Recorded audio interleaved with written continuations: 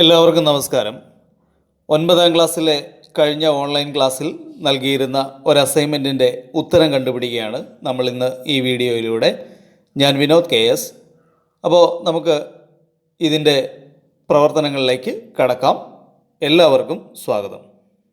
ചോദ്യം ഞാൻ വായിക്കാം. ഒരു രണ്ടക്ക സംഖ്യയിലെ അക്കങ്ങളുടെ തുക 4 ഈ സംഖ്യയിലെ അക്കങ്ങൾ പരസ്പരം മാറ്റിയാൽ കിട്ടുന്ന സംഖ്യ ആദ്യത്തെ സംഖ്യയേക്കാൾ 18 കുറവാണ് എങ്കിൽ സംഖ്യ ഏത്? The sum of the digits of a 2-digit number is 4.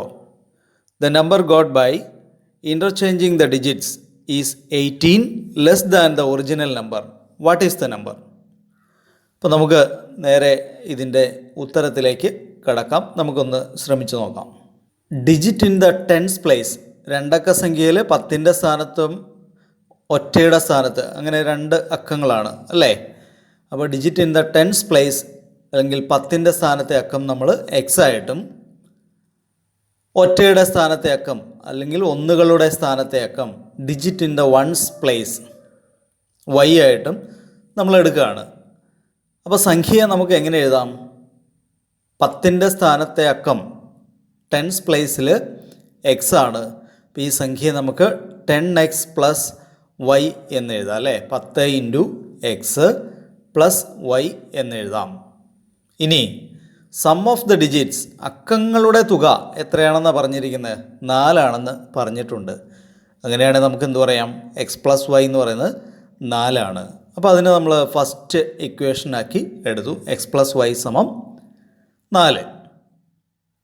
ഇനി എന്താണ് പറഞ്ഞിരിക്കുന്നത്? If the digits R interchanging, അല്ലെങ്കിൽ അക്കങ്ങൾ പരസ്പരം മാറ്റിയാൽ, അതായത് 10ൻ്റെ സ്ഥാനത്തെ അക്കം ഒറ്റയുടെ സ്ഥാനത്തേക്കും ഒറ്റയുടെ സ്ഥാനത്തെ അക്കം 10ൻ്റെ സ്ഥാനത്തേക്കും മാറുന്നു.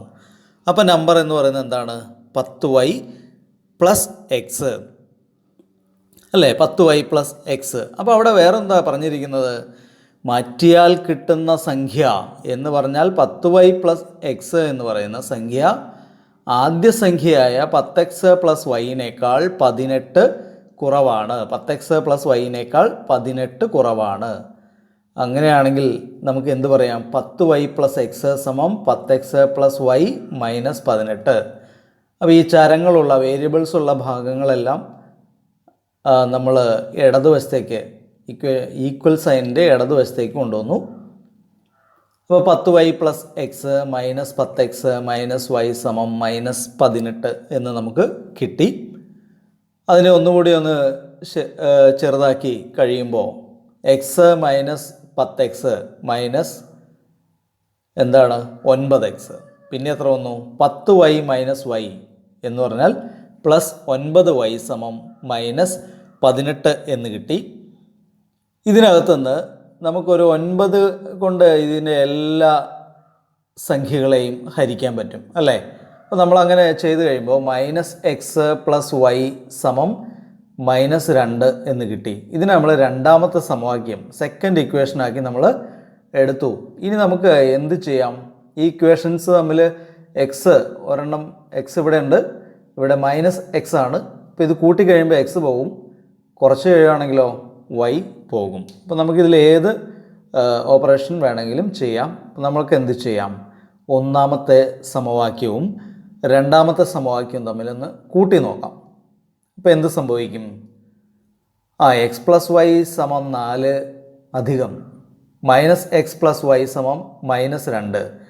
ഇത് കൂട്ടി കഴിയുമ്പോൾ എക്സും എക്സും പോയി, വൈ പ്ലസ് വൈ 2y.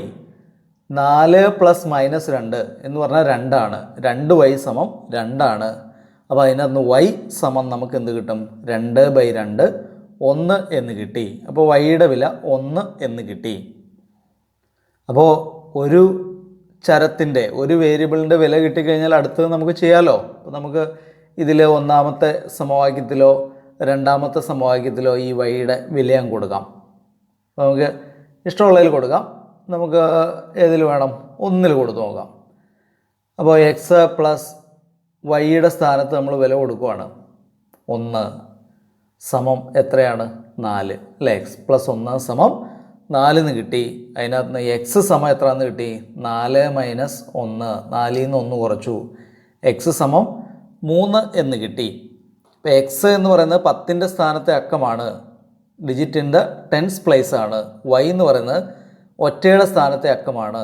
അപ്പോൾ വൈ സമം 1 ആണെന്നും നമുക്ക് കിട്ടി. അങ്ങനെയാണെങ്കിൽ നമുക്ക് ആവശ്യമുള്ള സംഖ്യ എന്ന് പറയുന്നത് അല്ലെങ്കിൽ നമ്പർ എന്ന് പറയുന്നത് എന്തായിരിക്കും? 31 ആയിരിക്കും, 31 ആയിരിക്കും. അപ്പോൾ ഇത് നിങ്ങൾക്ക് മനസ്സിലായെന്ന് വിചാരിക്കുന്നു. അപ്പോൾ നമുക്ക് അടുത്ത ക്ലാസ്സിൽ വീണ്ടും കാണാം.